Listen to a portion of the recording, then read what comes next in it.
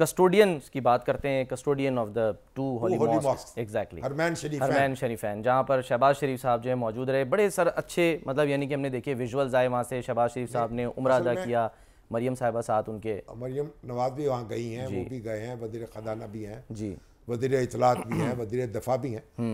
आमतौर पर तो हमारे जनरल ज़ियाउल हक के दौर से ये रवायत शुरू हुई थी कि हमारे हुक्मरान जो हैं वो आखिरी अशरे में रमज़ान के जाते हैं, उम्रा भी करते हैं, हाज़िरी भी देते हैं और अंदर भी खाने काबा के जाते और उसके बाद मुलाकातें भी होती हैं, बिल्कुल, और खाना काबा के अंदर जाने का मौका भी मिलता है। तो जनरल ज़ियाउल हक कहा करते थे कि बैटरी चार्ज कराता हूँ मैं अपनी। अच्छा, हाँ जी, इस यानी उम्रा का। अच्छा, और कई उम्रे हमने उनके साथ किए, फिर नवाज शरीफ साहब के साथ भी किए।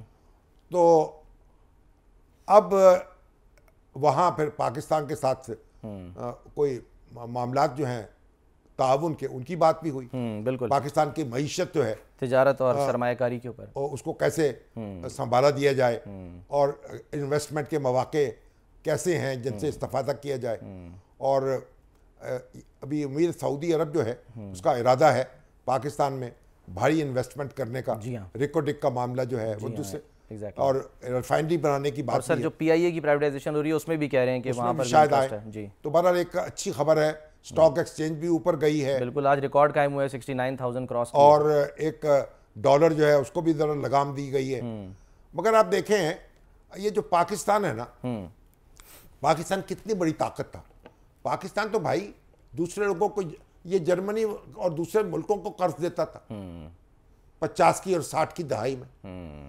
पाकिस्तान के जो आप अभी आप देखें, हमारे जो सरमायाकार हैं हमने उनकी दुर्गत बना दी।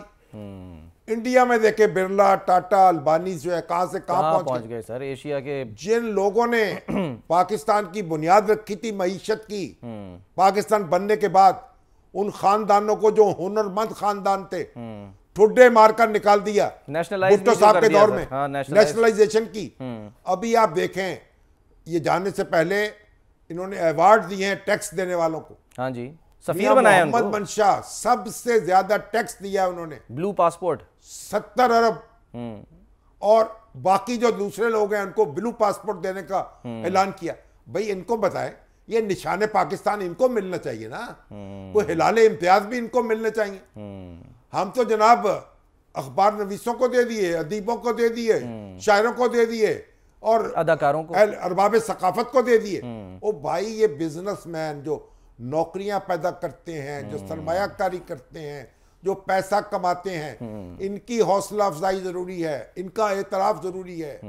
और मियां मोहम्मद मंशा एक, आप 100 मंशा अगर पाकिस्तान में हो, पाकिस्तान का तो मिसाइल ही खत्म हो जाए, जरूरत ही नहीं है कर्जों की, कमा ले।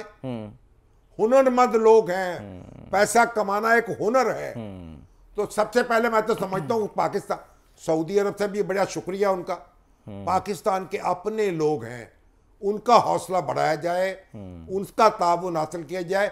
और जिन खानदानों के कारखाने कब्जे में किए गए 1972 में, उनके जो लोग आज भी बरसरे पैकार हैं और काम कर रहे हैं, उनको इकट्ठा किया जाए, उनको भी उनके अजाला किया जाए, उनसे भी जरा माजरत की जाए कि भी हमने आपके साथ जुल्म किया, तारीख को दुरुस्त किया जाए, तारीख को यहां भी दुरुस्त किया जाए।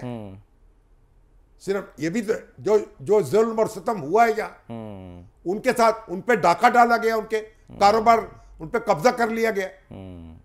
तो बहरहाल वो लोग जो पाकिस्तान में सनतकार हैं, सरमायाकार हैं, और पाकिस्तान की खिदमत कर रहे हैं, कमा रहे हैं, टैक्स दे रहे हैं, रोजगार दे रहे हैं, उनको सलाम हमारा पहुंचे। और वो लोग हैं पाकिस्तान के हीरो हैं, हम उनको जितना तस्लीम करेंगे, जितना उनका एजाज देंगे, उतना ही पाकिस्तान आगे बढ़ेगा। डेफिनेटली। अच्छा सर, इससे पहले कि वो तनकीद शुरू हो जाती है, 31 रुकनी वफ़द जो गया है, वो खबर आई है कि ये अपने खर्चे पर, वो अपने खर्चे पे गया। उसमें क्या, उन्होंने तो कहा हमने टिकट लिए हैं जी, कमर्शियल फ्लाइट गया है सऊदी एयरलाइंस की, एग्जैक्टली, आपने अपने टिकट खरीद लिए, वहां चले गए, उसके बाद वहां मेहमान हो गए सरकारी। तस्वीर देख रहा था शहबाज शरीफ साहब की, वो बीच में मुतरज्जिम भी नहीं होता सर, वो खुद अरबी इतनी जबरदस्त जुबान बोलनी अरबी आती है, फिर MBS अंग्रेजी भी बहुत, चीनी भी आती है, फ्रेंच भी आती है। तो ये उनका कमाल है।